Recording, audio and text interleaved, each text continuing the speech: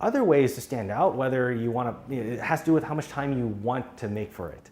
Whether it's creating a blog, creating yourself a podcast, a YouTube channel,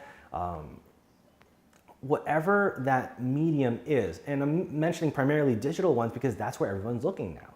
And if you have a method, say you want to start something that is brick and mortar, you want to start something that's supply chain based, if you have this product idea, go ahead and start, right? It doesn't have to be full fledged. It's better to do something and be seen as being full effort than not having ever been seen at all. I would say the starting point is when you either A, have content, or B, have services. Otherwise there's nothing else to contribute.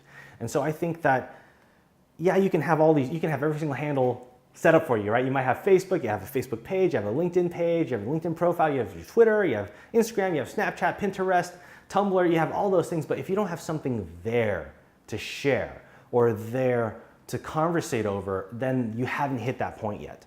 And I would say that some of the most vibrant students that have just amazing digital footprints, they're there because they're doing things that they would otherwise be doing licensed now.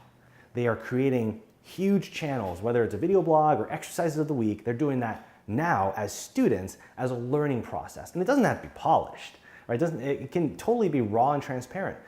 The key is this, whatever the content is, the content has to be clear, concise, creative, and entertaining.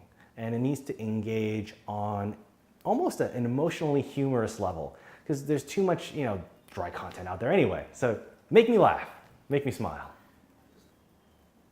It's important for your audience to either see live or retrospectively how much you've grown, right? Because that growth demonstrates value. So when you start, say, a blog, I think a blog is probably the easiest example, right? You started on WordPress or you started on Blogspot or whatever, and you have your own URL, you do all that handy dandy, web work, and you start producing little posts. They may not be very complicated, and that's okay. And they may have terrible graphics, all stock pictures, whatever, and that's okay too. But what you demonstrate is some heart. You demonstrate the willingness to do what probably the rest of your school's classmates are not doing. And as you grow, the evolutionary process of content creation, it becomes, A, needs to be communicative, B, needs to be collaborative, and then C, it needs to carry a voice or carry a passion or carry a centralized, purposeful message.